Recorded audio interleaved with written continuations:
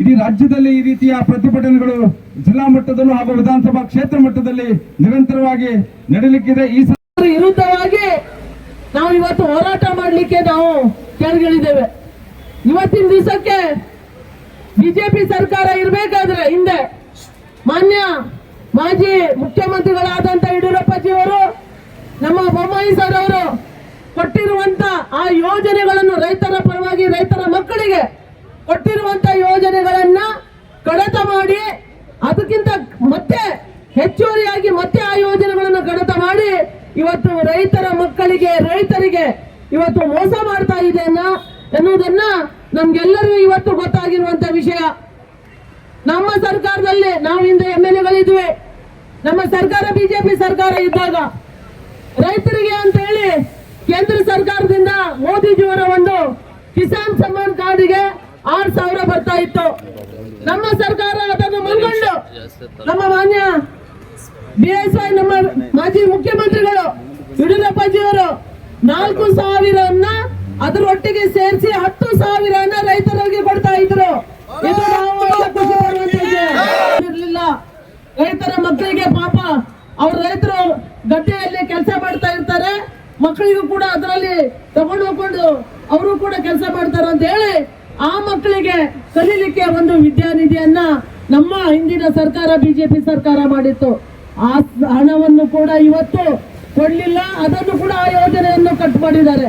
ಮಾನ್ಯ ಮುಖ್ಯಮಂತ್ರಿಗಳು, ರಾಜ್ಯದ ಮುಖ್ಯಮಂತ್ರಿಗಳು ಇವತ್ತು ಏನ್ ಮಾಡ್ತಾ ಇದ್ದಾರೆ, ಬೆಳಗಿನ ಬ್ರೇಕ್ಫಾಸ್ಟ್ ನಾಟಕ ಮಾಡಿ ಕುರ್ಚಿ ಉಳಿಸ್ಕೊಳ್ಳಿಕ್ಕೆ ಪ್ರಯತ್ನವನ್ನ ಮಾಡ್ತಾ ಇದ್ದಾರೆ.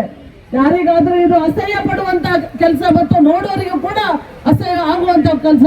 ದಯವಿಟ್ಟು ಬಂಧುಗಳೇ, ರೈತ ಬಾಂಧವರು ಹೆಚ್ಚು ಜನರು ನಾನು ಇಲ್ಲಿ ಸೇರಿದ್ದಾರೆ ಅಂತ ಗೊತ್ತಾಯ್ತು. ನಮ್ಮವರು ಕಾರ್ಯಕರ್ತರು ಬಿಟ್ಟು ರೈತರು ಯಾರ್ಯಾರು ಇದ್ದೀರಿ ಇಲ್ಲಿ, ಮೀನುಗಾರಿಕೆ ಇರಲಿ, ಇವಾಗಲೇ ಪಶುಸಂಗೋಪನೆ, ತೋಟಗಾರಿಕೆ ಇಲಾಖೆ, ಹೈನುಗಾರಿಕೆ ಎಲ್ಲದರಲ್ಲೂ ಕೂಡ ಈಗಿನ ಅಧಿಕಾರಿಗಳು ಅವರು ಕೊಟ್ಟಿರುವಂತಹ ಸಚಿವರುಗಳು ಯಾರು ಕೂಡ ಜನರಿಗೆ ಬಂದುಕೊಂಡು ಮಾಹಿತಿ ಕೊಡ್ತಾ ಇಲ್ಲ.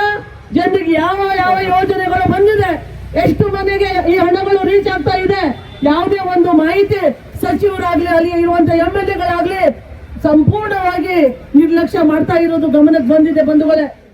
ಈ ಒಂದು ಭ್ರಷ್ಟ ಕಾಂಗ್ರೆಸ್ ಸರ್ಕಾರದಲ್ಲಿರುವಂತ ಸಚಿವರುಗಳು, ಮಾನ್ಯ ಮುಖ್ಯಮಂತ್ರಿಗಳು ಇರುವಂತ ಎಲ್ಲರೂ ಕೂಡ ಅವರವರ ಕುರ್ಚಿಗಳನ್ನು ಬಲಪಡಿಸಲಿಕ್ಕೆ ಈ ಒಂದು ರೈತರಿಗೆ ಅನ್ಯಾಯವನ್ನು ಏನ್ ಮಾಡ್ತಾ ಇದ್ದಾರೆ, ಆ ಅನ್ಯಾಯದ ಸಲುವಾಗಿ ಇವತ್ತು ನಾವೆಲ್ಲರೂ ಇಲ್ಲಿ ಹೋರಾಟವನ್ನು ಮಾಡ್ಲಿಕ್ಕೆ ಬಂದಿದ್ದೇವೆ. ಇವತ್ತು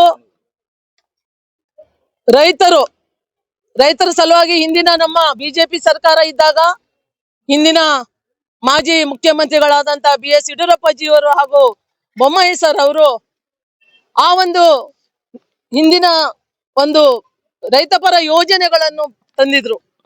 ಆ ಯೋಜನೆಗಳನ್ನು ಕೂಡ ಇವತ್ತು ರೈತರಿಗೆ ಕೊಡದೆ ಇವತ್ತು ರೈತರಿಗೆ ಸಂಕಷ್ಟದಲ್ಲಿ ಹಾಕಿದ ಈ ಒಂದು ಕಾಂಗ್ರೆಸ್ ಸರ್ಕಾರಕ್ಕೆ ನಾವು ಭ್ರಷ್ಟ ಕಾಂಗ್ರೆಸ್ ಸರ್ಕಾರ ಅಂತ ಹೇಳಲಿಕ್ಕೆ ಇಷ್ಟಪಡ್ತಾ ಇದ್ದೇವೆ. ಈ ಒಂದು ಮಳೆ ಹಾನಿಯಿಂದ ರೈತರು ಕಂಗಾಲಾಗಿದ್ದಾರೆ. ಆ ಮಳೆ ಹಾನಿಯಿಂದ ಕಂಗಾಲಾದ ರೈತರಿಗೆ ಅಟ್ಲೀಸ್ಟ್ ಅವರು ಬಂದು ವಿಚಾರಿಸುವಂತ ಸೌಹಾರ್ದವನ್ನು ಕೂಡ ತೋರಿಸಲಿಲ್ಲ.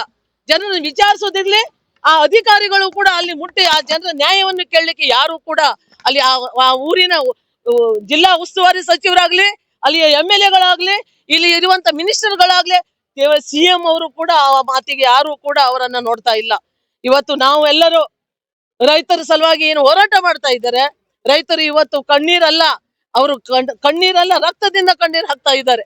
ಇವತ್ತು ರೈತರು ದುಡಿಯುವಂತ ಒಂದು ಸಮಸ್ಯೆ, ಅವರು ಮಾಡಿದಂತ ಒಂದು ಮೆಕ್ಕೆಜೋಳ ಇರ್ಲಿ, ಮತ್ತೆ ಭತ್ತ ಇರ್ಲಿ, ಕಬ್ಬು ಇರ್ಲಿ, ನಮ್ಮ ಈ ಒಂದು ಉತ್ತರ ಕನ್ನಡ ಜಿಲ್ಲೆಯ ಈ ಒಂದು ಕೋಸ್ಟಲ್ ಬೆಲ್ಟ್ ಅಲ್ಲಿ ಮೀನುಗಾರಿಕೆ ಜನರಿಗಿರ್ಲಿ, ಹೈನುಗಾರಿಕೆ ಇರ್ಲಿ, ತೋಟಗಾರಿಕೆ ಇರ್ಲಿ, ಯಾವುದೇ ಒಂದು ವಿಷಯದಲ್ಲೂ ಕೂಡ ಕಾಂಗ್ರೆಸ್ ಸರ್ಕಾರ ಈ ತನಕ ಏನ್ ಮಾಡ್ತಾ ಇದ್ದಾರೆ, ರೈತರು ಎಷ್ಟು ಹಾನಿಯಾಗಿದೆ, ಮಳೆಯಿಂದ ಎಷ್ಟು ಹಾನಿಯಾಗಿದೆ, ಒಂದು ಸಹ ಸಮೀಕ್ಷೆ ಸರಿಯಾಗಿ ಇವತ್ತು ತನಕ ಮಾಡಿಲ್ಲ.